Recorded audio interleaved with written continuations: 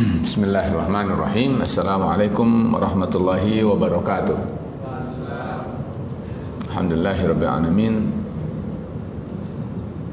Wa bihi nasta'inu ala umuri dunya waddin. Wassalatu wassalamu ala sayyidil anbiya'i wal mursalin wa ala alihi wa sahbihi wa man tabi'a hudahu wa tabi'a sunnatahu ila yaumiddin. Wa ba'du.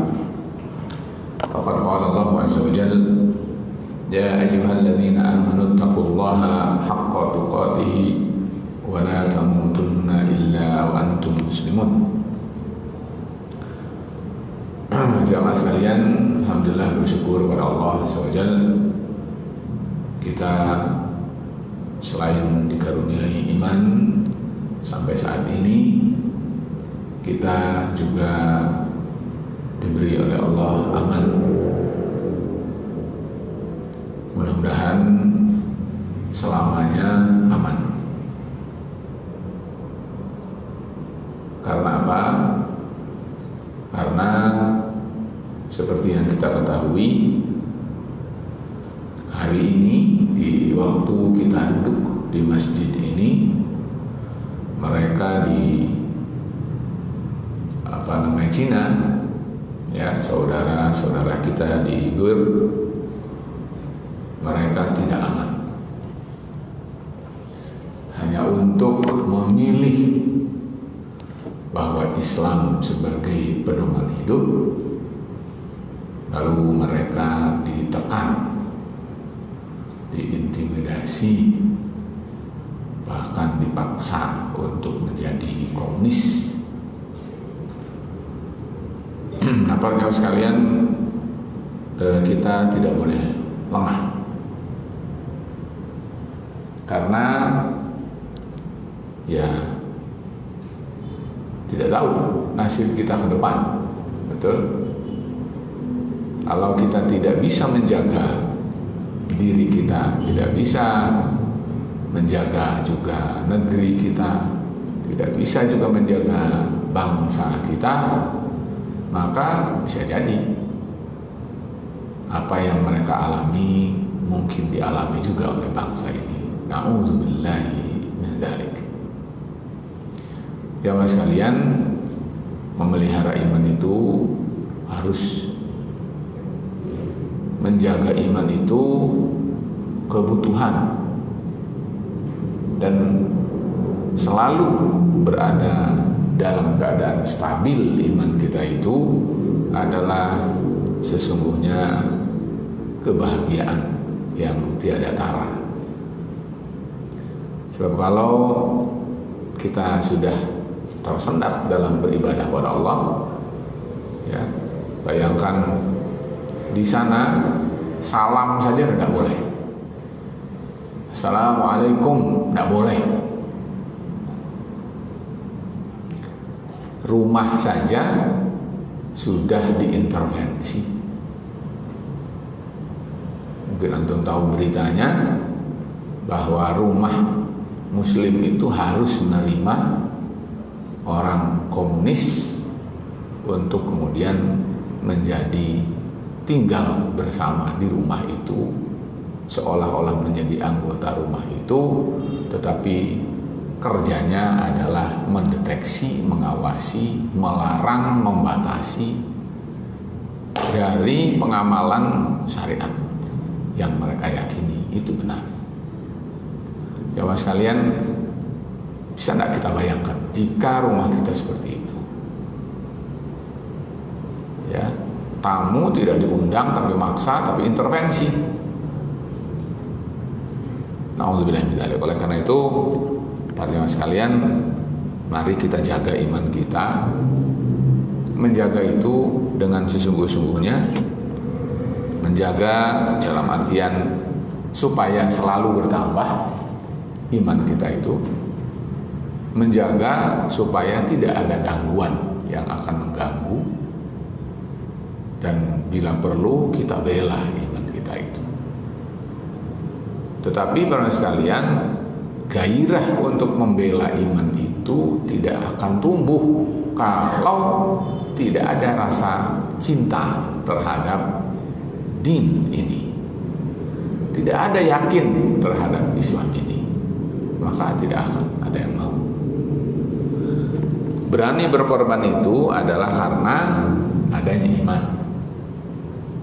Mereka para sahabat dahulu, mereka rela untuk berkorban nyawa sekalipun. Karena apa? Mereka yakin bahwa ini jalan yang benar. Ini jalan yang menyampaikan kita pada Allah Subhanahu wa ta'ala. Tapi manakala ragu, bimbang, benar atau tidak, dan seterusnya, karena disebabkan tensi dalam diri kita rendah, ya, maka daya tahan kita mungkin akan menjadi memble.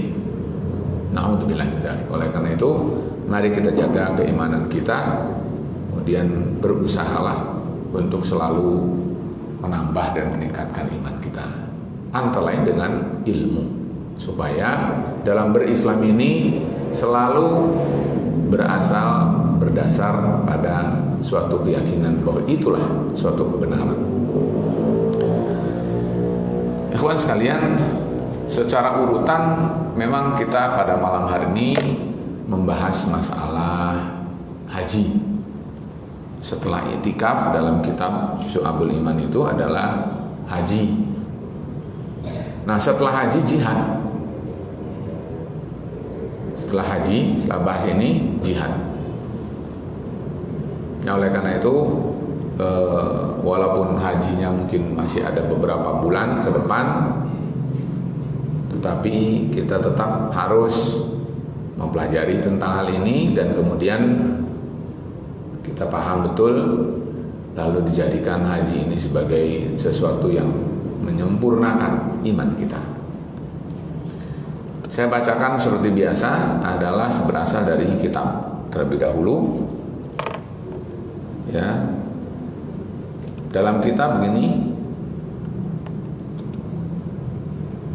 ini dibawakan ayat oleh beliau Al-Imam Al-Qazwini, ya, di atas.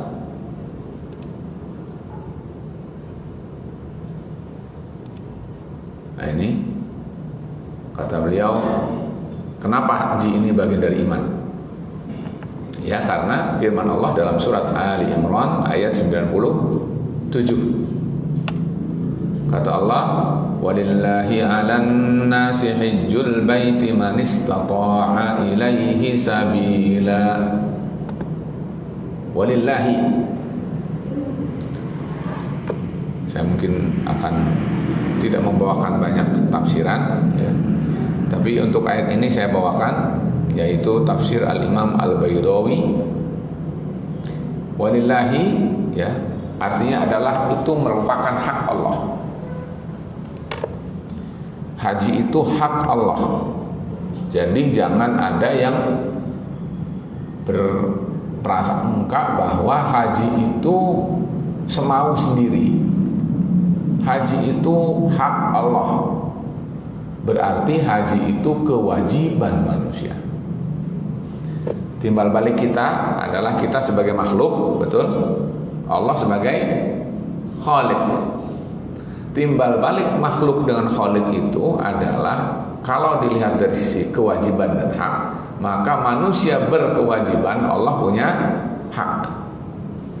Kebalikan, Allah akan memberikan janjinya pada siapa manusia yang menunaikan kewajibannya.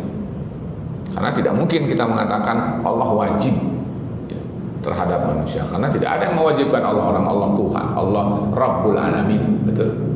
Jadi kita dijanjikan oleh Allah dan Allah tidak akan menyelisihi dan mengingkari janjinya, bahwa siapa yang beriman, siapa yang beramal saleh, Allah akan masukkan dia ke dalam surga.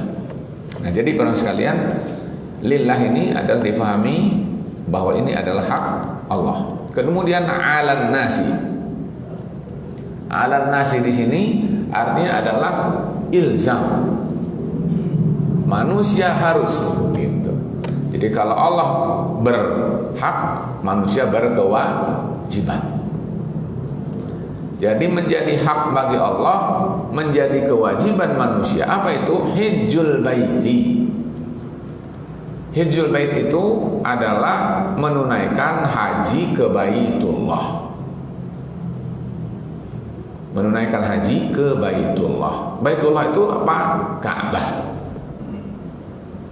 Ka'bah itu di mana? Di Makkah. Tentu dengan manasik yang telah dicontohkan oleh Rasulullah Sallallahu Alaihi Wasallam. Jadi semua manusia harus pergi ke pusat bumi. Dia adalah Al-Ka'bah dan dia adalah Baitullah. Tetapi Allah bijaksana. Allah mengharuskan bagi siapa yang mampu. Kalau tidak mampu tidak wajib. Gitu. Makanya Allah berfirman, manistata'a ilaihi sabila. Siapa yang mampu di jalannya. Al-Imam Al-Baghawi mengatakan, kata beliau, yang dimaksud dengan mampu itu adalah dua. Az-zad di sini, war-rahilah. Ar-rahilah itu adalah kendaraan. Jadi kalau ada bekalnya dan kalau ada kendaraannya yang menghantarkan kita ke sana, walaupun bisa jadi adalah dengan berkendaraan alas kaki. Karena apa? Nanti kita akan tahu bahwa haji itu tidak mesti berkendaraan. Jadi maksudnya kendaraan di sini aman di jalan menuju Makkah. Tidak mesti berkendaraan. Ya. Karena apa? Karena ada dalil. Allah Subhanahu wa taala berfirman ya dalam surat Al-Hajj, dibawakan oleh beliau di sini Al-Imam Al-Qazwaini, kata beliau, wa qauluhu ta'ala, dan firman Allah Subhanahu wa taala, wa adzin fin nasi. Adzin. Adzin itu perintah. Perintah untuk apa? Azan. Apa itu azan? I'lan. I'lan itu apa? Maksudnya dakwah, panggilan, nida. Kita misalnya azan Isya, betul? Allahu Akbar, itu kan nida namanya, panggilan, betul tidak? Azan itu adalah i'lamun. I'lam memberitahu bahwa waktu sholat sudah masuk. Itu namanya azan. Tetapi kalau orang tahu bahwa waktu sholat sudah masuk, laki-laki harus ngerti bahwa mereka harus datang ke masjid, sholatnya di masjid. Artinya azan itu bukan sekedar memberitahu masuknya waktu, tetapi memanggil kaum laki-laki untuk datang ke masjid menunaikan sholat 5 waktu. Berarti wa'adzin finnas artinya adalah panggil, seru, beritahu gitu. Tentang apa? Di sini finnas fi artinya adalah bermakna dzarf, artinya adalah di dalam, pada kalangan manusia. Di sini tidak saja yang disebut di sini tidak saja muslimun, tetapi manusia. Berarti otomatis bagi orang yang tidak beriman merupakan seruan mereka masuk Islam. Tapi bagi mereka yang sudah muslim, panggilannya adalah panggilan untuk menunaikan ibadah haji. Nah, wa'adzin finnas, beritahu, undang mereka manusia itu bil haji, dengan ibadah haji. Hajinya kemana tadi sudah disebutkan, ya. Di sini adalah hijjul bait. Hijjul bait itu berarti al-bait maksudnya Baitullahil Haram. Maksudnya adalah Makkah Al-Mukarramah. Maksudnya adalah Ka'bah. Nah, oleh karena itu bil haji di sini sudah dipahami maksudnya haji itu haji ke Baitullah. Jadi sudah ma'ruf di sini. Ya tuka, mereka semua manusia ini, annas, manusia banyak. Ya tuka, datang mereka kepadamu di situ adalah di Makkah Rasul Muhammad SAW rijalan. Rijal di sini bukan rajul, tapi rajilun. Rajil artinya adalah orang yang berjalan kaki. Wa ala kulli dhamirin, atau berkendaraan. Jadi ada dua. Ya, di sini disebutkan haji adalah seruan Allah atas setiap muslim di seantero jagat raya ini. Kemudian yang kedua adalah berhaji dapat berjalan atau berkendaraan. Kalau orang mau menunaikan ibadah haji, maka haji itu bisa ditunaikan dengan dua cara. Mau pakai jalan kaki boleh, mau pakai kendaraan boleh. Kendaraannya boleh macam-macam juga. Ada kendaraan laut, ada kendaraan darat, ada kendaraan udara. Jadi kalau mau dipermisalkan, kendaraan udara sudah bisa lah, itu paham. Kendaraan laut berarti kapal, walaupun sekarang sudah kurang populer, betul tidak? Ibadah haji menggunakan kapal laut sudah hampir nggak ada. Ibadah haji dengan darat ada sekarang sampai dengan sepeda, betul tidak? Orang menunaikan ibadah haji pakai sepeda. Dan para sekalian lihat di sini, ini mungkin bagian daripada bukti ya. Nih. Ya, antum dapat baca bahwa namanya misalnya di sini Khamin, 28 tahun. Dia adalah sarjana ekonomi Universitas Negeri Semarang. Dia jalan kaki tuh 9.000 kilometer jalan kaki naik haji. Ya, dia pernah sakit di jalan, katanya sakit 2 kali. Pertama di Malaysia, kemudian yang kedua di India. Dia bawa di perjalanan pakai bendera merah putih plus tulisan, saya adalah sedang berjalan untuk menunaikan ibadah haji ke Makkah sebagai identitas. Jadi para sekalian sampai tuh ya di Makkah tuh, orangnya orang Pekalongan, tanggal 28 Agustus. Ya. Jadi para sekalian ini contoh ya bahwa berhaji, menunaikan ibadah haji sampai pakai jalan kaki. Subhanallah. Nah, oleh karena itu kembali ke sini bahwa bisa menggunakan jalan kaki atau bisa jadi berkendaraan. Untuk apa? Yatina min kulli fajjin amiq.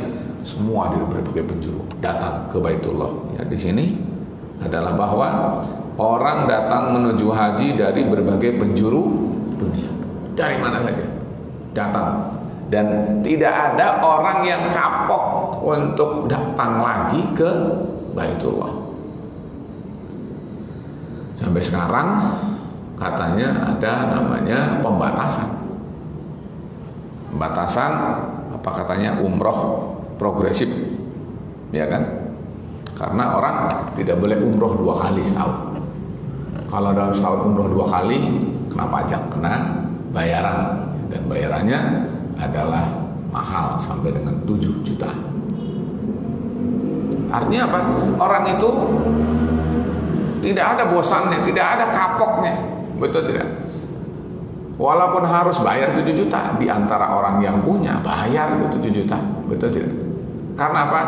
Keterpanggilan, ada kepuasan batin, ya, ada, itulah yang disebut dengan iman. Datang ke Baitullah untuk menunaikan apa yang merupakan panggilan Allah Subhanahu wa taala kepada kita. Nah, kita terpanggil atau tidak? Kita terpanggil atau tidak? Kalau kita terpanggil berarti ada imannya. Dan jangan ada yang mengatakan bahwa saya belum dapat panggilan. Siapa yang mau manggil? Pakai surat undangan kayak undangan rapat Pak RT, betul tidak? Nah, tidak akan ada yang undang pakai kertas begitu, betul tidak? Haji itu sudah ada tuh di dalam surat Al-Hajj ayat 27 bahwa Allah memanggil untuk kita berhaji sejak 1440 tahun yang lalu. Jadi jangan ada lagi, dan kita kawan sekalian harus sebarkan kepada orang. Salah itu kalau ada, saya mau belum dapat panggilan. Panggilan apa? Orang sudah 1440 dipanggil, betul tidak? Nah, jadi kalau tidak memenuhi panggilan itu, bukan tidak ada panggilannya, tapi hatinya yang menutup panggilan itu, betul tidak? Bisa jadi kabelnya putus, betul tidak? Sehingga harusnya nyambung panggilan itu jadi tidak nyambung. Atau jangan-jangan pendengarannya tidak berfungsi sehingga tidak dengar panggilan itu, atau jiwanya yang bermasalah sehingga panggilan ada tapi dia tidak terpanggil. Yang terpanggilnya itu unsurnya pada dunia. Kalau dipanggil kerja, dipanggil suksesi, dipanggil yang merupakan dia menyebabkan kaya, baru dia datang. Tapi kalau dipanggil untuk berhaji, tidak mau berhaji. Nah, para sekalian, apalagi zaman sekarang, gampang sekarang. Antum pakai rencana, sudah rencana pakai sungguh-sungguh, karena bisa pakai kredit, betul tidak? Ya, walaupun tentu adalah saya tidak akan bahas detailnya, tetapi kalau dilihat dari mudah, antum dengan uang sekian, maka antum sudah bisa punya kuota untuk berhaji, walaupun silakan tunggu, ya kan? Karena resiko dari sekedar punya uang berapa, lalu antum bisa daftar, akhirnya semua orang pada daftar. Orang antri sampai puluhan tahun, itu menunjukkan bahwa betapa hebatnya, luar biasanya syariat Islam, sehingga mereka rela untuk antri dalam rangka memenuhi panggilan Allah walaupun harus puluhan tahun. Betul tidak? Itu kehebatan Islam. Mestinya kapok ya udah susah, betul tidak? Ya kan? Tidak. Tetapi walaupun dia harus antri, dia siap untuk antri. Karena apa? Itu adalah bagian dari iman. Jadi para sekalian, ini adalah sesuatu yang harus kita pahami. Para sekalian, berikutnya adalah hadis. Ini hadis sudah biasa, ya. Hadisnya diriwayatkan oleh Al-Imam Al-Bukhari dan diriwayatkan oleh Al-Imam Muslim. Kata beliau juga dalam kitab disebutkan fis sahihaini. Fis sahihaini berarti di dalam Sahih Al-Bukhari dan di dalam Sahih Muslim. Kata beliau, bunyal Islamu ala khamsin. Ini harusnya hafal nih hadis ini berulang-ulang, betul tidak? Minimal sampai haji ini hadis ini diulang 5 kali. Bunia itu berasal dari kata bana. Bana itu berarti membangun. Bunia berarti dibangun. Apa yang dibangun? Al-Islam. Bunyal Islamu, Islam itu dibangun. Dibangun apa? Ala, di atas. Khamsin, 5. Berarti pondasi Islam itu 5. Ya, atau orang menyebutkannya amud. Lalu jamaknya adalah imad, a'midah. Jadi para sekalian, Islam itu dibangun di atas 5, lalu 1 syahadat, ya, an la ilaha illallah, syahadati an la ilaha illallah wa anna Muhammadan Rasulullah abduhu wa rasuluh, wa iqamis salah wa itaiz zakah wa shaumi ramadan wa hajjil bait. Disebutkan di sini hajjil bait. Berarti haji ke Baitullah bagian dari dasar Islam, atau kita sebut dengan rukun Islam. Orang kalau tidak menunaikan ibadah haji, berarti rukunnya kurang 1. Bangunan Islamnya rawan untuk rontok. Karena apa? Dia tidak kokoh, akan ada goyangnya, tidak stabil. Kalau kita ingin stabil, ingin kokoh Islam kita, harus tunaikan ibadah haji. Nah, berarti 5 rukun Islam ini harus menjadi renungan dan menjadi pelajaran kepada kita sebagai peneguh, sebagai penyempurna keimanan kita. Jadi, perhatikan ada kata-kata wahajjil baiti. Haji ke Baitullah adalah merupakan bangunan Islam. Orang tidak berhaji terancam jika dia lalai, maka dia adalah mengikuti hawa nafsu. Jika dia menolak, maka dia mengikuti hawa nafsu. Jika dia ragu dengan kewajibannya, dia adalah berarti bagian dari cacat iman dan seterusnya. Sehingga para sekalian, ini tidak menunaikan ibadah haji sedangkan dia mampu, maka keislamannya adalah cacat. Cacat dia karena apa? Imannya kurang, tiangnya kurang, dasarnya kurang.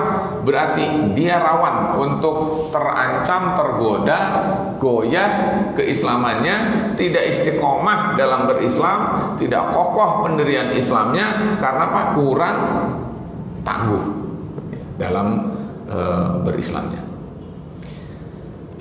Satu lagi adalah ini dibawakan oleh beliau, hadis Umar radhiyallahu anhu di dalam Sahih Muslim. Kata beliau, bainama nahnu julusun inda Rasulillah. Ini hadis Jibril Ya, dikatakan di sini, ya Muhammad, man Islam, wahai Muhammad, apa itu Islam? Kata beliau, qala anta syahada an la ilaha illallah wa anna Muhammadan Rasulullah. Kamu bersaksi, bersumpah, berjanji bahwa tidak ada yang berhak diibadahi kecuali Allah dan bahwa Muhammad adalah utusan Allah.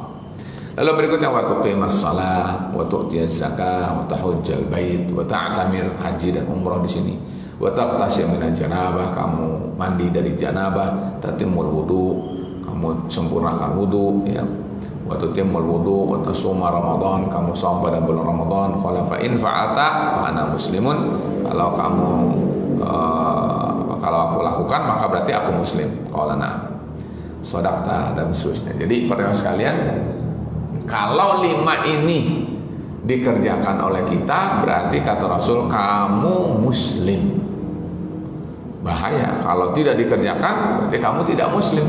Minimal tidak sempurna keislaman kita. Karena itu haji adalah yang kelima yang merupakan penyempurna dari keislaman kita. Nah, ada riwayat yang terakhir di sini, ya, tetapi hadisnya ini lemah, ya.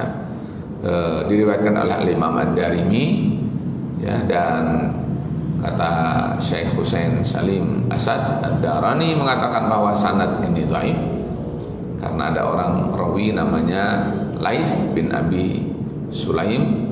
Orang ini adalah lemah, jadi hadis ini lemah, ya, yang mengatakan bahwa katanya siapa yang tidak menghalangi seseorang dari haji karena sakit atau hajat yang nyata atau penguasa yang zalim, maka orang itu adalah kalau mati, maka dia matinya jika akan pilih mau mati dalam keadaan Yahudi atau mati dalam keadaan Nasrani. Ini merupakan ancaman sebetulnya. Jadi kalau ada orang mampu, uangnya banyak, gitu kan, lalu kemudian dia adalah tidak berhaji, maka orang itu kalau mati nanti terhukumi mati sebagai orang Nasrani atau sebagai orang Yahudi, ya. Tetapi sebetulnya hadisnya lemah, walaupun ini sebagai satu ancaman saja. Tetapi intinya bahwa orang itu adalah terancam tidak sempurna keislamannya, dan kemudian bahkan dia lebih parah dari Yahudi Nasrani. Kalau misalnya dia sudah mampu tapi nanti lagi, dia adalah pengikut hawa nafsu, ya, bukan termasuk orang yang mematuhi panggilan Allah Subhanahu wa taala. Nah, para jemaah sekalian, karena itu maka saya ingin sampaikan bahwa haji, ya, yang kita bahas ini itu adalah kita bisa lihat dari 7 sudut pandang. Haji kita ini bisa kita dari sisi 7 sudut pandang.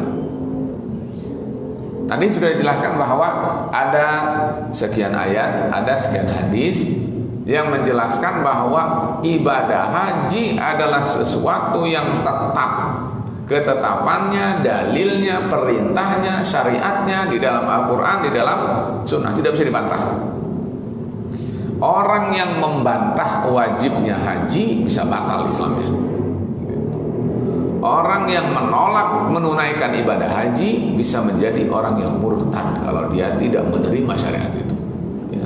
Misalnya mungkin karena menolaknya karena harta misalnya, atau menolaknya karena hawa nafsu, maka dia menolak, maka orang itu akan terhitung keluar dari Islam. Tapi kalau orang itu tahu, tidak menolak, cuman hanya sekedar melalaikan saja, ya, nantilah panggilan nanti tahun depan begitu, maka dia akan terancam keimanannya menjadi rapuh. Dia adalah orang yang tiang keislamannya adalah sangat lemah, dan wajar kalau dalam hidupnya mudah diterpa oleh banyak godaan. Naudzubillah min dzalik. Oleh karena itu para sekalian, ini adalah yang harus kita ketahui. Haji yang kita imani itu ternyata bisa kita lihat dari 7 sisi. Sisi yang pertama adalah akidah. Ini satu. Dan ini adalah kaitan dengan bahasan kita pada malam hari ini. Karena apa? Karena bahasan kita haji ini adalah bukan bahasan fikih. yang kita bahas sekarang ini. Perspektifnya adalah perspektif akidah, iman. Makanya disebutkan dalam kitab Mukhtasar Syu'abil Iman, ringkasan cabang-cabang iman. Berarti urusan akidah, bukan urusan fikih. Kalau urusan fikih dibahas tentang masalah manasik. Ada apa itu syarat haji, apa itu rukun haji, apa itu wajib haji, apa itu miqat, apa itu ihram, betul tidak? Apa saja yang dilarang oleh seorang yang sedang haji untuk dia kerjakan, apa yang harus kapan dia harus pergi ke Mina, kapan dia lempar jamarat, kapan wukuf di Arafah, betul tidak? Itu adalah bahasan fikih, ya. Bahasan fikih. Kalau bahasan akidah, apalagi ini adalah ringkas, sebetulnya di dalam masalah ini adalah hanya ditekankan bahwa Muslim harus meyakini bahwa haji adalah ibadah yang tidak boleh ditinggal, dan jika dia dilalaikan maka imannya menjadi cacat atau bahkan bisa menghapus seluruh keimanan dia kalau dia mengingkari kewajiban ibadah haji. Jadi dari sisi itu stressingnya. Nah, tetapi kalau dilihat dari sisi banyak hal, ibadah haji itu banyak manfaat. Tidak sedikit manfaat yang bisa kita serap dari haji ini. Pertama, haji dan akidah. Ya, tadi sudah disebutkan haji dan akidah. Apa itu? Haji dan akidah itu adalah bisa disebutkan di sini perwujudan dari tauhid berupa kepatuhan dan ketaatan kepada Allah yang Maha Kuasa. Nah, itu. Jadi orang apabila menunaikan ibadah haji, maka dia adalah mengerti tentang tauhid. Apa yang dimaksud? Tauhid itu akan mengesahkan. Sedangkan haji itu di dalamnya tauhid. Haji itu tauhid. Kenapa? Karena kita kenal dengan misalnya namanya talbiyah. Betul dia, talbiyah. Talbiyah itu dengan kata-kata misalnya labbaika Allahumma labbaik, labbaika la syarika laka labbaik, innal hamda wan ni'mata laka wal mulku la syarika lak. Ini semuanya tauhid. Misalnya labbaika Allahumma labbaik, labbaik ya Allah, saya penuhi panggilanmu ya Allah, kan gitu. Itu labbaik itu. Sebab kalau bahasa Jawa kan kalau dipanggil fulan, jawabannya apa? Nah, ada kalau di Betawi kan bik, betul lah. Fulan bik, maksudnya itu labbaik, cuman disentuh ujungnya doang, biknya doang, betul tidak? Harusnya dari awal labbaik gitu, cuman di ujungnya saja bik gitu. Nah, kalau orang Jawa dipanggil, jawabannya dalam, tidak. Kalau orang Sunda dipanggil, orang Sunda, ada orang Sunda di sini dipanggil, panggilannya apa? Jawabannya. Nah, ini sudah lupa budaya kita berarti. Ya, kalau dipanggil kulan, betul, kulan. Gitu. Kita kalau dipanggil Allah jawabannya labbaik. Jadi dengan mengatakan labbaik berarti saya memenuhi panggilan Allah. Allah memanggil tadi wa'adzin finnas, betul tidak? Wa'adzin finnas. Artinya panggil manusia, umumkan, beritahu bahwa mereka harus menunaikan ibadah haji yang menjadi hak bagi Allah SWT dan kewajiban bagi mereka. Lalu mereka datang, betul tidak? Lalu mengatakan labbaik ya Allah, Allahumma labbaik ya Allah, saya datang memenuhi panggilanmu. Engkau memanggilku, saya datang padamu ya Allah. Itu namanya Allahumma labbaik. Lalu berikutnya labbaik Allahumma labbaik, labbaika la syarika lak. Ya Allah, tidak ada sekutu bagimu. Ketika orang mengatakan tidak ada sekutu bagimu, namanya apa itu? Itu tauhid, betul tidak? Itu namanya tauhid. Labbaik Allahumma labbaik, labbaik la syarika lak labbaik. Innal hamda, satu pujian. Lakal hamdu wal mulku. Mulku kerajaan, alhamdu pujian. Laka untukmu, hanya milikmu ya Allah. Menyatakan bahwa kerajaan dan pujian hanya milik Allah, itu tauhid. Kalau ada orang yang meyakini bahwa ada raja selain Allah, kalau ada orang yang meyakini bahwa ada sesuatu yang berhak mendapat pujian selain Allah Subhanahu wa taala, yang pujiannya adalah dengan alhamdu, bukan al-madhu. Dalam bahasa Arab itu pujian itu ada tiga. Satu namanya al-madhu, dua namanya as-sana'u, tiga namanya alhamdu. Semuanya pujian itu. Tetapi dengan kata alhamdu tidak boleh ada yang memakai dan berhak kecuali hanya Allah. Jelas. Kalau kita mengatakan as-sana, boleh untuk selain Allah.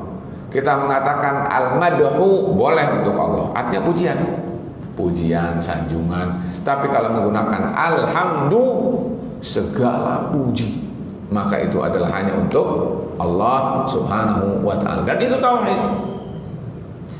Mentauhidkan pujian, mentauhidkan kerajaan. Jadi para sekalian, raja bolehlah ada, penguasa boleh ada, ya. Tetapi penguasa-penguasa yang ada itu harus posisinya di bawah penguasa yang satu, yaitu Allah. Begitu. Jadi kalau dalam Islam, penguasa itu secara sesungguhnya hakikatnya satu, yaitu Allah. Karena boleh ada penguasa, tetapi penguasa-penguasa yang ada itu harus patuh dan tidak boleh melanggar terhadap syariat penguasa yang sesungguhnya, yang dia adalah Allah Subhanahu wa ta'ala. Itu adalah tauhid. Ya, jadi salah nih kalau ada orang misalnya mengatakan suara rakyat adalah suara Tuhan, kan gitu. Tuhan itu adalah punya kebenaran yang mutlak, betul tidak? Kebenaran yang datang dari Allah itu nisbi atau mutlak? Mutlak. Nah, kalau suara rakyat suara Tuhan, sementara yang punya kebenaran mutlak adalah Allah, maka kebenaran yang berasal dari manusia bisa jadi kebenaran mutlak, betul tidak? Dan itu adalah syirik. Oleh karena itu, di dalam Islam boleh ada kekuasaan, boleh ada penguasa, boleh ada raja, boleh ada pemerintah, tetapi pemerintah itu harus di bawah pemerintahan Allah. Itu namanya tauhidul mulk. Nah, makanya dikatakan Allahumma labbaik labbaik la syarika laka labbaik innal hamda laka wal mulku. Jadi alhamdulillah wal mulku lillah, itu tauhid. Jangan sampai kita bisa menghafalnya, bisa membacanya, tapi tidak mengerti artinya. Itu tauhid. La syarikalah, ditutup lagi, tidak ada sekutu bagimu ya Allah. Berarti maknanya apa? Tauhid. Jadi para sekalian, haji identik tauhid. Kalau orang belum merasakan, maka mulai sekarang berbekallah. Kita berhaji sebetulnya adalah mentaati, memenuhi panggilan yang itu adalah Raja yang Maha Diraja. Dia adalah Allah Subhanahu wa ta'ala. Dan dengan haji berarti tauhid kita menjadi berpeluang sempurna, karena kita sampai talbiyah itu terus berhari-hari kita nyatakan labbaik Allahumma labbaik labbaik la syarika lak. Itu diperbanyak sampai antum di masjid, di mobil, antum di Masjidil Haram, antum di mana saja antum mengatakan bahwa labbaik Allahumma labbaik itu selama antum beribadah haji. Nah, jadi para sekalian, satu, haji sesungguhnya adalah tauhidullah, mentauhidkan Allah Subhanahu wa ta'ala. Tinggal satu, hafalkan redaksi tadi itu, namanya sighatut talbiyah, ya. Namanya redaksi talbiyah. Yang kedua adalah fahami apa yang maksud labbaik Allahumma labbaik. Tadi sudah Anda jelaskan sedikit. Berikutnya adalah maknai ataupun praktekkan talbiyah itu dalam kehidupan. Ketika kita mengatakan bahwa tidak ada sekutu bagimu ya Allah, tidak ada sekutu bagimu ya Allah, artinya kita harus siap mentauhidkan Allah, menjadikan apa yang berasal dari Allah tidak ada tandingnya dibanding dengan yang lain. Kalau misalnya Allah Maha benar, berarti syariat yang berasal dari Allah Maha benar. Kalau Allah maha benar, berarti kita harus meyakini bahwa Allah berhak untuk menyandang yang maha agung, yang harus kita dahulukan, yang harus kita berkorban, yang harus kita membela, yang harus kita tujukan seluruh perkataan dan perbuatan kita hanya untuk Allah Subhanahu wa ta'ala. Sampai bila perlu nyawa kita harus serahkan untuk berkorban untuk Allah Subhanahu wa ta'ala. Karena seperti yang kita nyatakan, inna sholati wa nusuki wa mahyaya wa mamati lillahi rabbil alamin. Jadi teman sekalian, haji adalah tauhid. Satu. Kedua, haji dari sisi fikih, ya kan? Haji yang dari sisi akidah tadi, orang yang berhaji sebetulnya dia adalah siap untuk mewujudkan tauhid, betul tidak? Dua, haji dari sisi fikih. Dari sisi fikih adalah pelaksanaan rukun Islam yang kelima. Kita tahu bahwa Islam itu ada syahadat, ada sholat, ada saum, ada zakat. Nah, haji sekarang, kalau sholat 5 waktu, selainnya adalah sunnah. Kalau saum itu Ramadan, selainnya adalah sunnah. Betul. Kalau zakat itu adalah ada tentuannya, zakat mal, ada zakat fitrah dan seterusnya. Selain itu adalah infak dan sedekah. Betul. Nah, berikutnya adalah haji. Haji itu yang wajib sekali seumur hidup. Dia ditunaikan adalah kalau antum mau dari mulai hari tarwiyah, maka haji antum itu tanggal 8, tanggal 9, tanggal 10, tanggal 11, tanggal 12. Itu 5 hari. Nah, kalau antum mau ibadah haji itu, ini random acaranya harus jelas nih 5 hari ini, betul tidak? Tidak boleh tidak tahu apa yang harus saya lakukan pada hari pertama, hari kedua. Kalau sebelum tanggal 8 datangnya, nah itu namanya antum bisa jadi hajinya tamattu. Tamattu itu berarti antum umrah, lalu antum tahallul. Setelah tahallul, karena masih ada waktu sampai tanggal 8, berarti antum boleh pakai baju, boleh pakai minyak wangi, boleh jalan-jalan dan seterusnya seperti itu. Merdeka lah, karena antum sudah halal. Tanggal 8 antum masuk lagi haji, berihram dari Makkah, dari tempat tinggal antum di Makkah. Harus ada di Mina waktu zuhur. Nah gitu. Nah, mulai tanggal itu mulai penuh dengan agenda terus sampai dengan tanggal 12 di Mina. Itu paling cepat. Kalau antum mau longgar, kalau antum mau sempurna, sampai tanggal 13 di Minanya.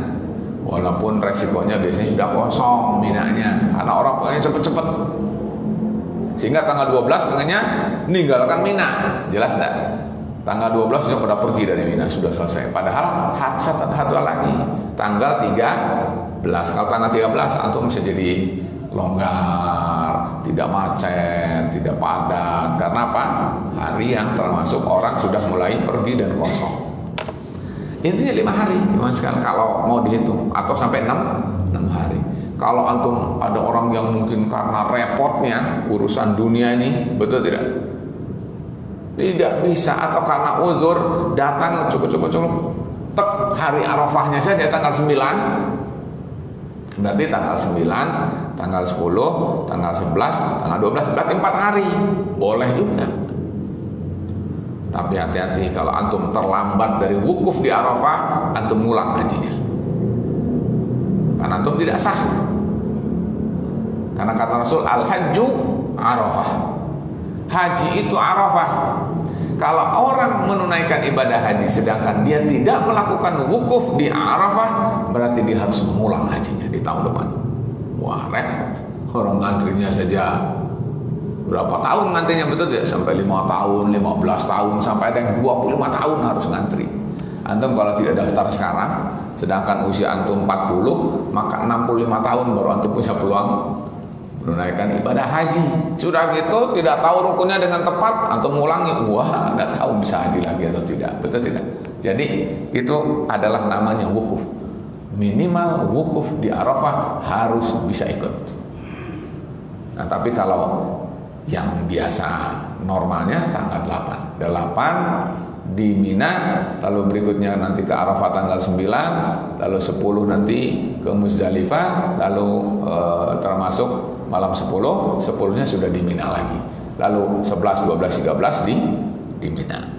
Nah, para sekalian, itu adalah ibadah haji. Jadi intinya ibadah haji dari si fikih ada manasiknya. Kata Rasul sallallahu alaihi wasallam, "Khudzu anni manasikakum." Ambillah oleh kalian manasik haji kalian dari Rasulullah SAW. Artinya dari mulai berangkat dari sini sampai dengan pulang menjadi mabrur harus sesuai dengan tuntunan Muhammad sallallahu alaihi wasallam di dalam haji. Kalau kita sholat ada kata Rasul, "Sallu kama ra'aitumuni usalli." Maka kalau haji, khudhu anni manasikakum. Ambillah haji kalian dari atau sesuai dengan manasik hajiku. Jadi tidak boleh manasik hajimu, bukan.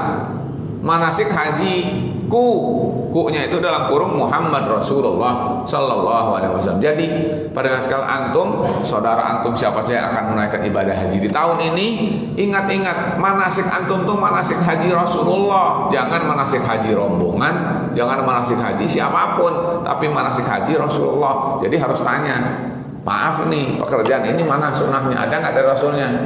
Oh, enggak ada, tapi ini adalah urusannya ustadz, urusan kiai, rombongan. Nggak bisa, ini ibadah nih. Sudah ibadahnya sekali-kalinya seumur hidup, belum tentu punya peluang dia akan datang, salah lagi, betul tidak? Wah, berabe. Karena itu, para sekalian, kalau kita mau ibadah haji, siapkan dari sekarang ilmunya yang benar, yang tepat, sampai dengan bisa dinilai benar, bisa, baru kita ibadah haji. Jangan sampai spekulasi, datang di mikot baru belajar haji. Wah, repot. Sudah gugup, sudah repot, sudah banyak hal yang bisa jadi terlupakan. Karena itu ini adalah dilihat dari sisi haji, dari sisi fikih. Berarti dia rukun Islam yang ke-5. Berikutnya, hadirin sekalian, adalah sekarang haji dari sisi akhlak. Haji dari si akhlak, Anda sebutkan di sini minimal kita diajari 9 perkara oleh haji. Tentu bisa lebih, tapi kalau 9 saja kita bisa merefleksikannya dalam kehidupan kita, luar biasa.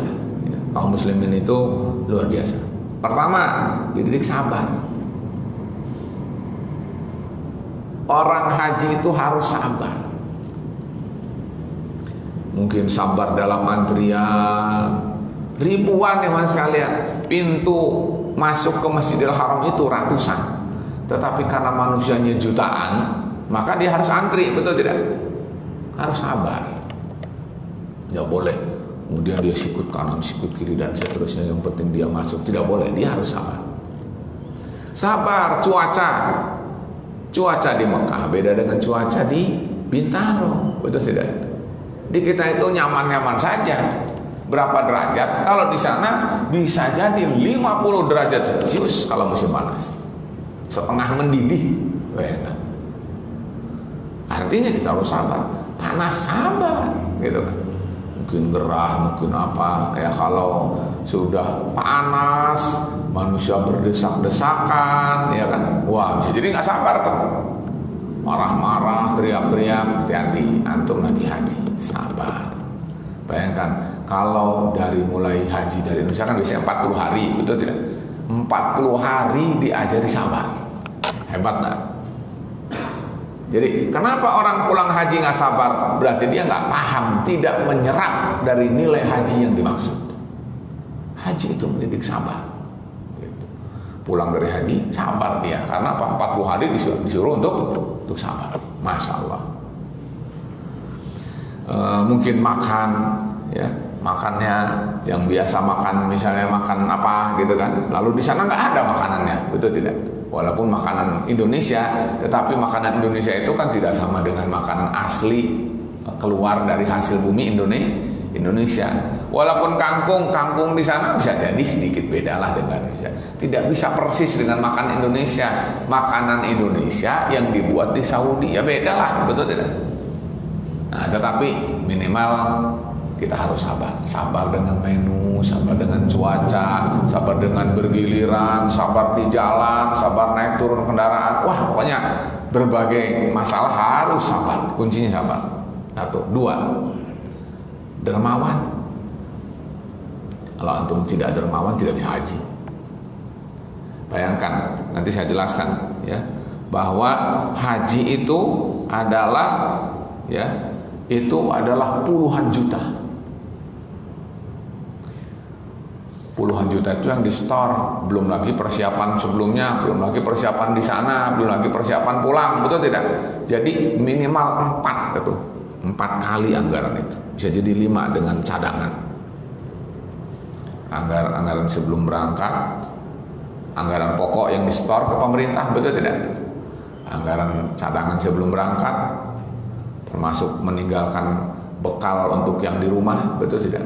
Berikutnya adalah anggaran ketika antum di sana, mungkin di sana misalnya ada menunya, bahwa antum itu adalah makannya pagi ini, siang ini, malam ini, kan bosen itu terus, betul tidak? Bisa jadi antum ingin variasi, lalu jajan di luar, itu berarti ada anggaran, ya kan? Antum ingin jalan-jalan ke sana kemana, itu ada anggaran. Nah, lalu berikutnya adalah anggaran pada saat antum mau berpikir pulang. Ada unsur oleh-oleh, ini, itu juga anggaran, betul tidak? Jadi anggaran itu sampai 5 lapis orang mau berhaji. Nah, kalau kita tidak bersiap, nah, uangnya berarti tidak bisa, ya. Dan tidak boleh pakai ngutang, ya. Sekarang ini kadang-kadang segala-gala pakai ngutang, umroh pakai ngutang, betul tidak? Haji ngutang, nggak bisa. Bagi yang mampu. Haji itu wajib, tidak wajib kalau tidak mampu. Lah apalagi umroh, betul tidak? Jadi kadang-kadang ada usaha untuk membisniskan itu, tetapi mengajari muslim dengan cara yang tidak baik. Nah, boleh ngajari muslim ngutang itu. Harusnya mengajari muslim melunasi hutang, bukan mengajari muslim supaya berhutang. Nah, jadi ini adalah juga sesuatu yang kita harus pahami. Dermawan, dia jor-joran, dia keluarkan uang fi sabilillah dalam ketaatan kepada Allah Subhanahu wa taala. Mungkin juga membantu saudaranya, mungkin ada kesulitan, mungkin ada segala macam. Ketika kita lihat saudara kita itu ada yang butuh, lalu kita berikan. Itu adalah bagian dari kedermawan. Itu diajarkan di dalam haji. Berikutnya, kasih sayang. Haji itu adalah mendidik kita berkasih sayang. Kasih sayang sama diri kita. Jangan mentang-mentang ya lagi enak makan, akhirnya apa? Antum tidak mempertimbangkan bahwa kita lagi safar, betul tidak? Lagi safar itu tidak semudah dengan kita di dalam negeri. Kalau antum sakit, bisa jadi di sana kan harga dokternya pakai real, bukan pakai dolar, betul tidak? Bisa jadi cari resepnya tidak ada di sana, adanya di sini. Ada di sana, dosisnya berbeda atau harganya mahal. Jadi macam-macam. Karena itu, teman sekalian, belajar kasih sayang pada diri kita, kasih sayang pada orang lain. Ada orang yang mungkin, para sekalian, orang antum kalau menunaikan ibadah haji itu semua pemandangan antum bisa lihat di sana. Ada orang yang kaya, ada orang yang miskin, ada orang yang kampungan, ada orang yang kotaan, semua ada di sana. Nah, ketika antum melihat orang seperti itu, nah antum diuji.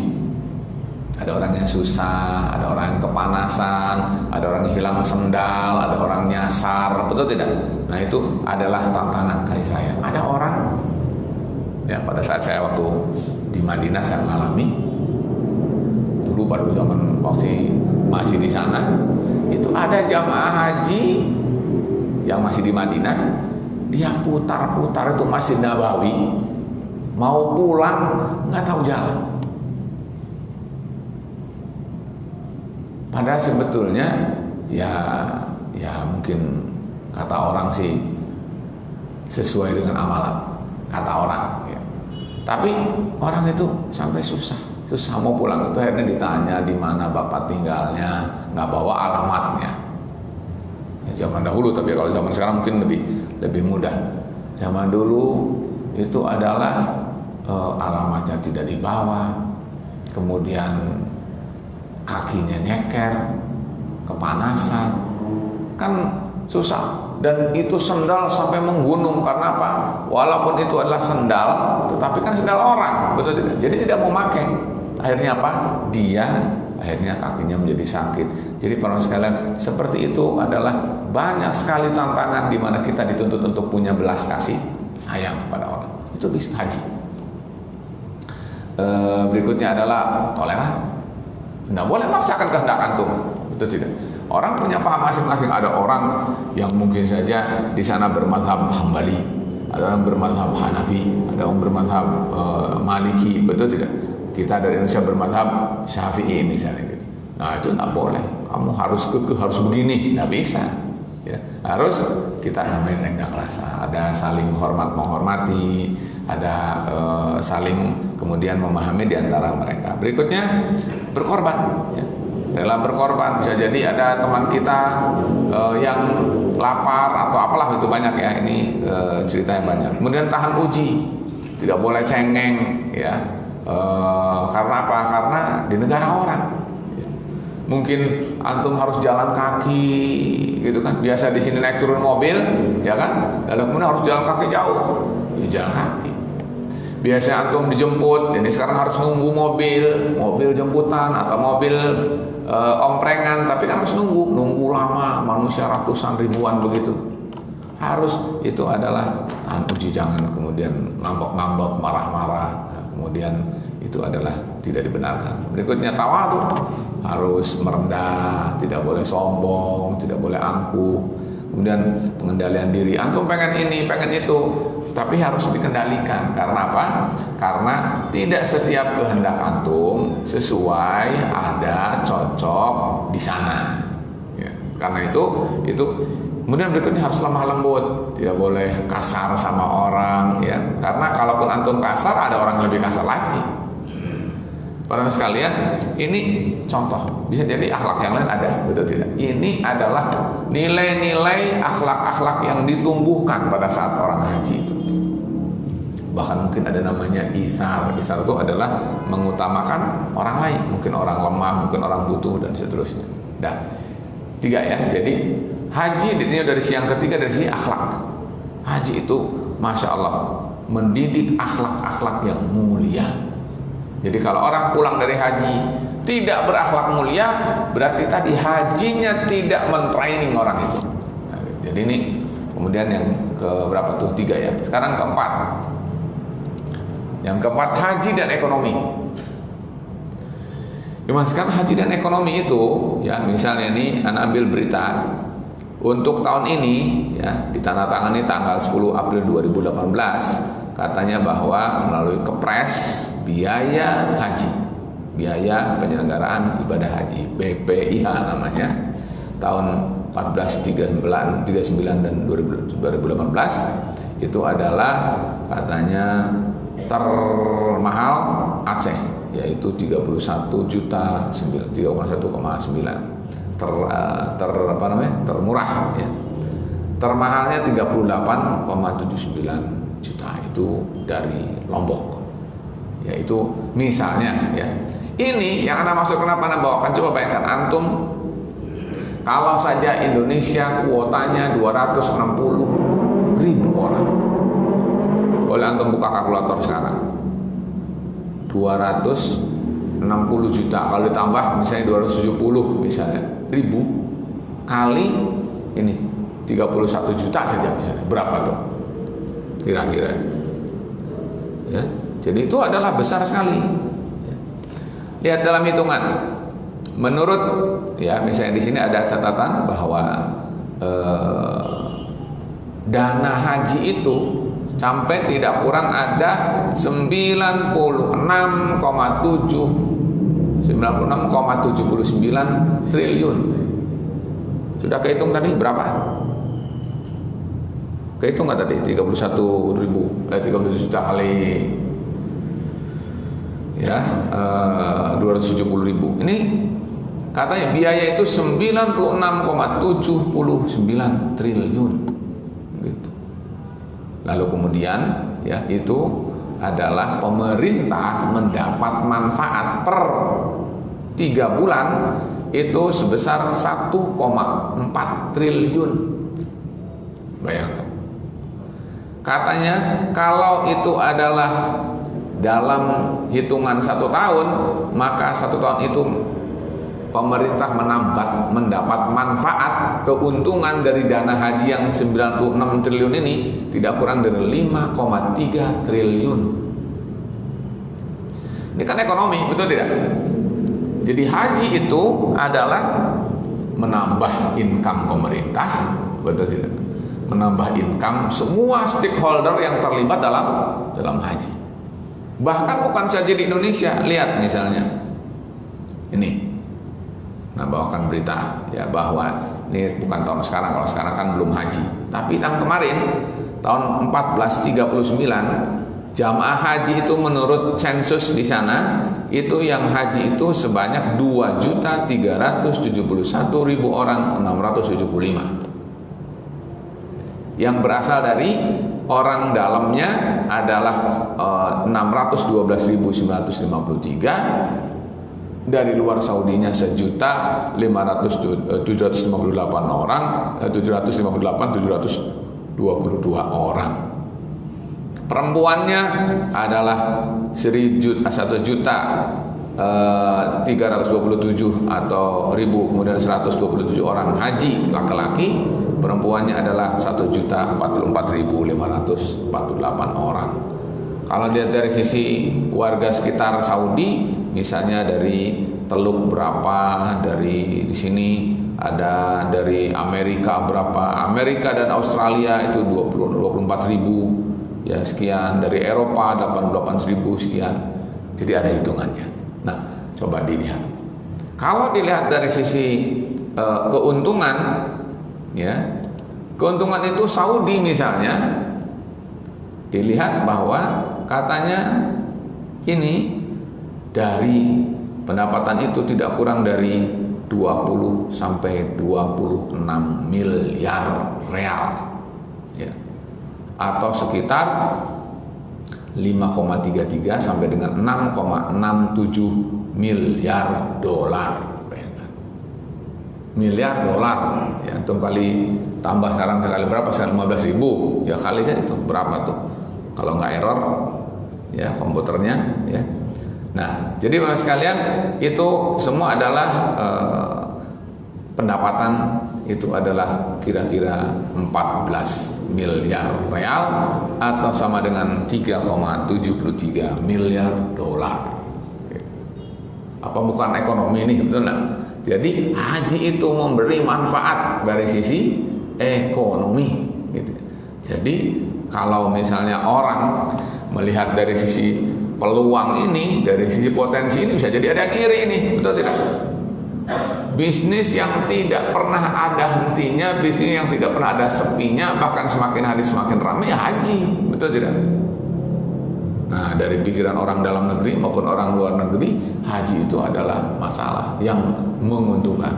Bagi orang yang tidak suka, gimana cara yang ngalangin, betul tidak? Membuat saingan atau menyendat supaya untung ini tidak ngalir ke sana, betul tidak? Lalu akhirnya dibuatlah strategi-strategi, naudzubillah min dzalik. Jadi barang sekalian, ini contoh bahwa haji itu jangan dianggap enteng, bahwa dia adalah sebetulnya punya manfaat, punya keuntungan yang besar sampai dengan urusan ekonomi. Berikutnya, lihat misalnya dari sisi politik, haji dari sisi politik.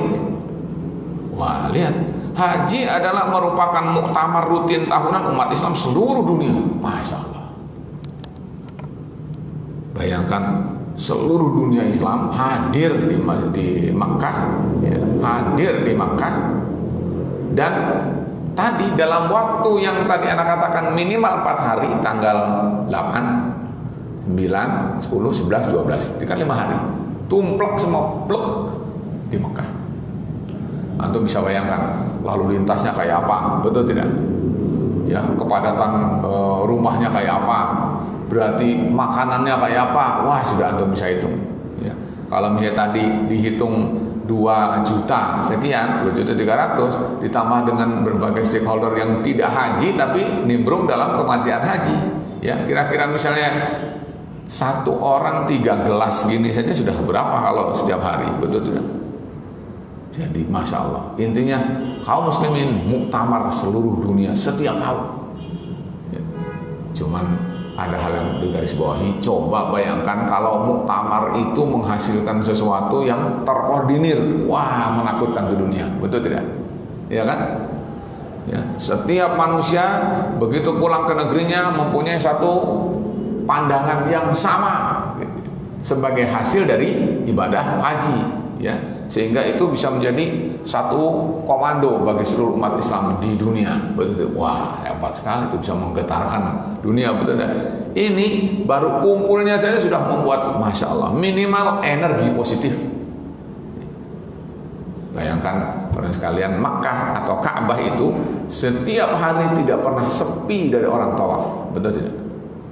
Konon katanya sekarang mau diatur sehingga yang boleh tawaf adalah orang yang umroh saja, sehingga orang yang biasa tidak boleh tawaf di piringan itu. Jadi itu bisa jadi ya, secara hitung-hitungan itu akan menambah berkurangnya energi positif, sehingga hawa untuk banyak berbuat maksiat di dunia luarnya semakin besar. Itu akan berpengaruh pada urusan itu. Jadi para sekalian, haji itu ada kaitan dengan ini ya. Jadi berikutnya adalah haji adalah simbol kekuatan umat Islam ya, seluruh dunia melalui persatuan dan persaudaraan yang didasarkan pada keyakinan. Bayangkan, mereka bersatu, mereka bersaudara, bahkan mereka satu komando, betul tidak? Tanggal 8 semua mereka harus ke Mina, semua ke Mina. Bayangkan, tanggal 8 itu Pak, ikhwan sekalian, Mina itu padat karena semua masuk ke Mina. Tanggal 9 semua ke Arafah, Arafah padat. Tanggal malam 10 semuanya nginep di Musdalifah, padat gitu kan. Tanggal 10 ke Mina, lempar Jumratul Aqabah. Begitu rutenya itu, semua satu komando. Subhanallah. Oleh karena itu semua bersatu, semua bersaudara. Ini kalau mau direnungkan hebat sekali. Tidak ada itu yang seperti itu di dunia, betul tidak? Kecuali hanya Islam yang bisa membuat seperti ini. Jadi iman sekalian, ini adalah sebetulnya haji dilihat dari sisi politis ya, bahwa betul-betul berpotensi umat Islam di seluruh dunia ini adalah menjadi umatan yang sangat kuat. Sekarang kita lihat dari sisi psikologi, dan ini adalah yang terakhir. Iman sekalian, haji dari sisi psikologi maksudnya apa?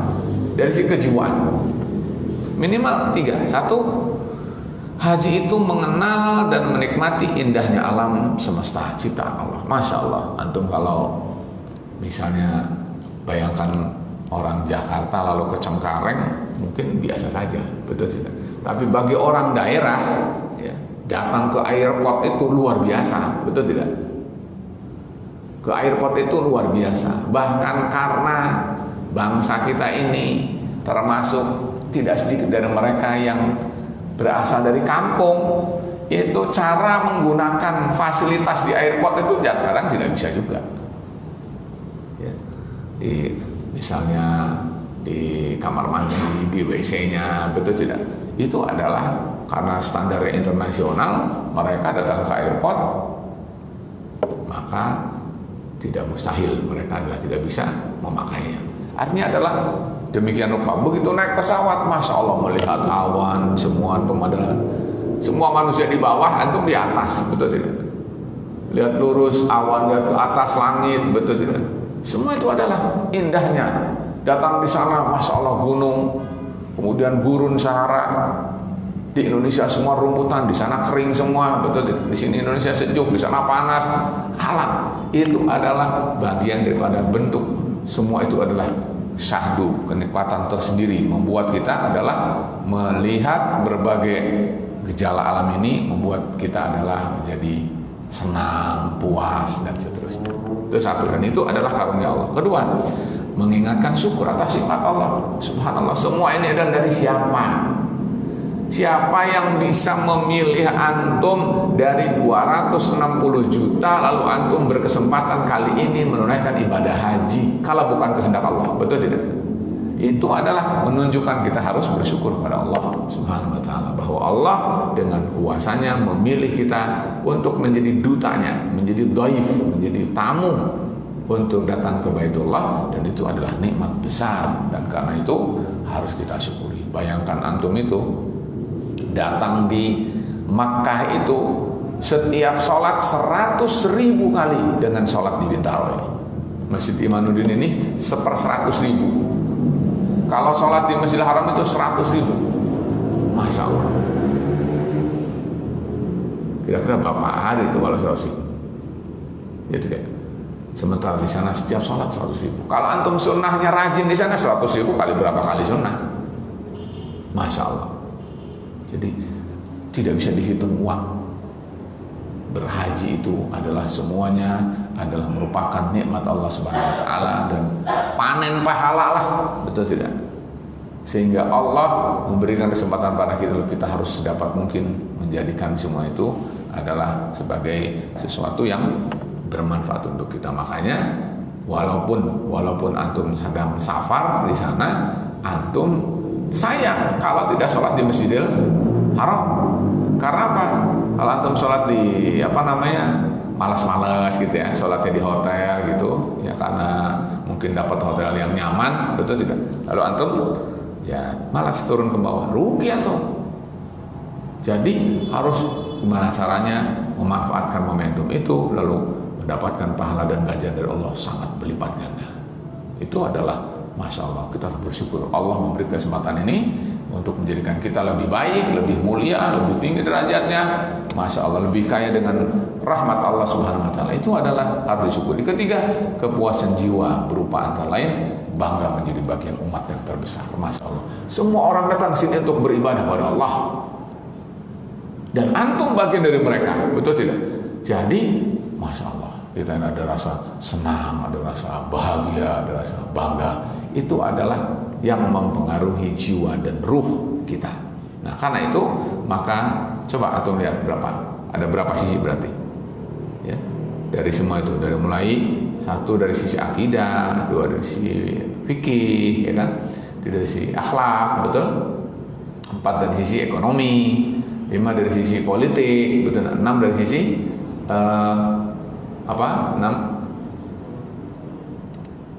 enam dari sisi psikologi ya. Ada 6 atau 7?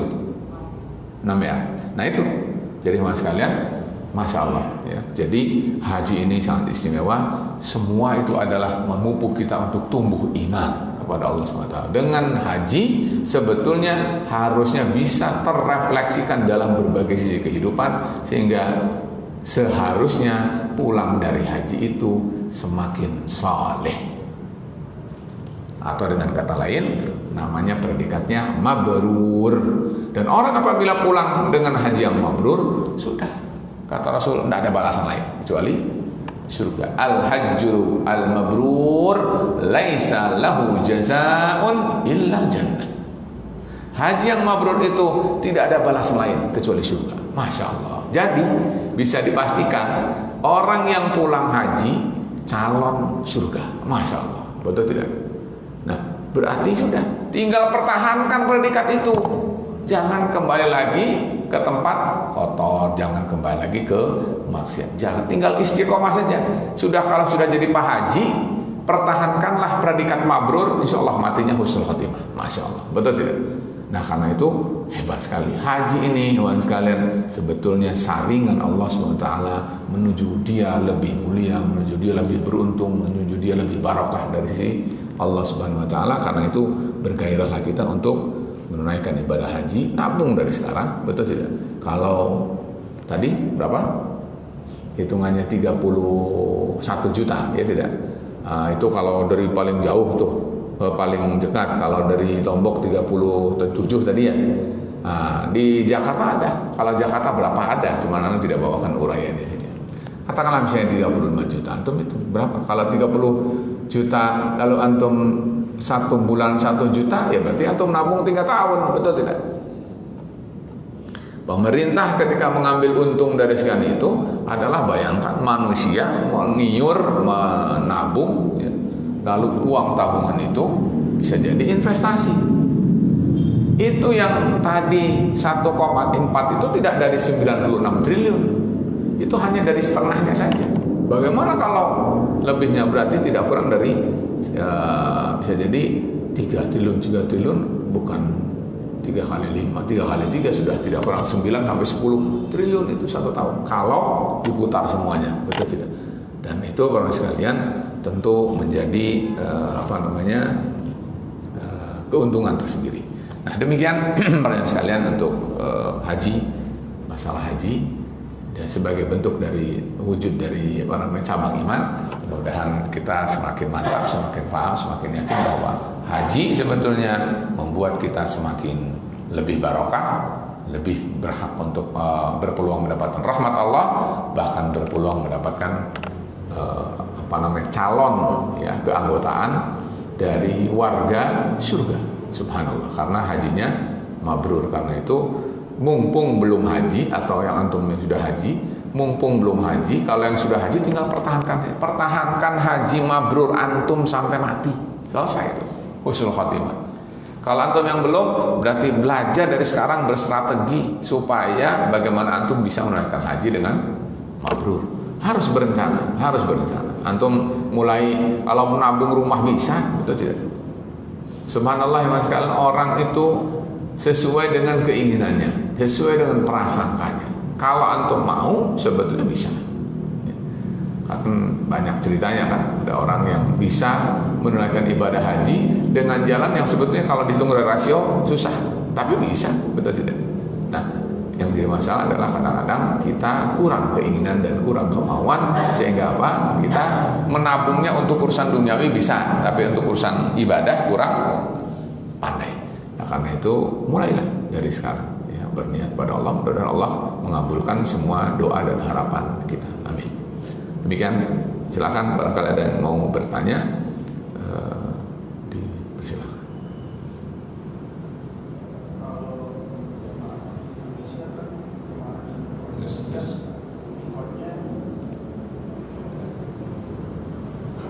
Assalamualaikum Ustaz. Kalau jamaah haji dan umroh Indonesia kan mikotnya dari yang Alam.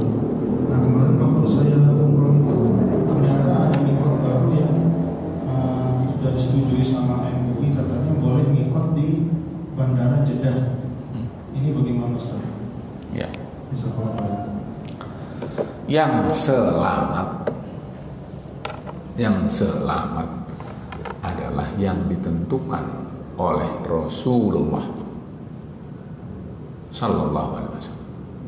Kata Rasul, hunna lahunna waliman ata alaihinna min ghairi ahlihinna. Begitu. Mikot-mikot itu adalah bagi mereka yang bukan, bagi warga yang sekitar mikot itu, dan bagi mereka yang bukan warga dari mikot itu yang datang melalui mikot itu. Mikot itu apa? Mikot itu sudah tentukan oleh Rasul. Mikotnya ini misalnya adalah Yalamlam, misalnya Abyar Ali misalnya. Sudah, jangan kita ngarang sendiri ya. Menurut yang saya tahu, wallahu alam, bahwa mator airport Jeddah itu bukan mikot. Kalau antum tanya ke pesawat ya, kru pesawat, tolong kalau nanti mau lewat mikot beritahu saya. Atau kalau antum bawa pembimbingnya bertanggung jawab memberitahu. Jemaah sekalian, kita 1 jam lagi akan melewati mikot. Antum semua salin, gitu. Salin tuh. Kira-kira sekian menit lagi kita akan lewat garis mikot. Siap-siap. Begitu. Dan itu sudah dari dahulu, mikot itu berasal sebelum sebelum sampai ke airport. Kalau sudah sampai ke airport sudah melewati garis mikot, bisa bahaya itu, bisa harus bayar dam.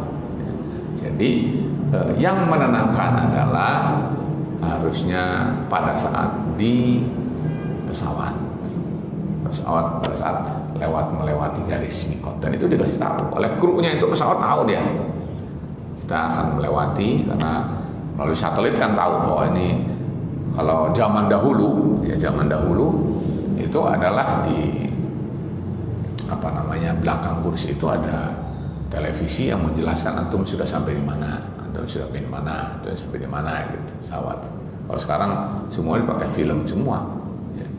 Walaupun orang mau umrohan ya atau pulang dari umroh dan haji, yang dilihat adalah film. Ya, game ya, di pesawat itu. Harusnya semua itu adalah kita semua bisa mengendalikan bahwa kita mau ibadah atau pulang dari ibadah. Jadi jangan yang lalai. Demikian. Cukup? Ada lagi? Cukup. Ternyata jam 21 lebih ya. Ya. Ada lagi? Ya dah. Ya, kita coba sampai di sini, mudah-mudahan bermanfaat. Subhanakallahumma bihamdika asyhadu an la ilaha illa anta astaghfiruka wa atubu ilaik. Assalamualaikum warahmatullahi wabarakatuh.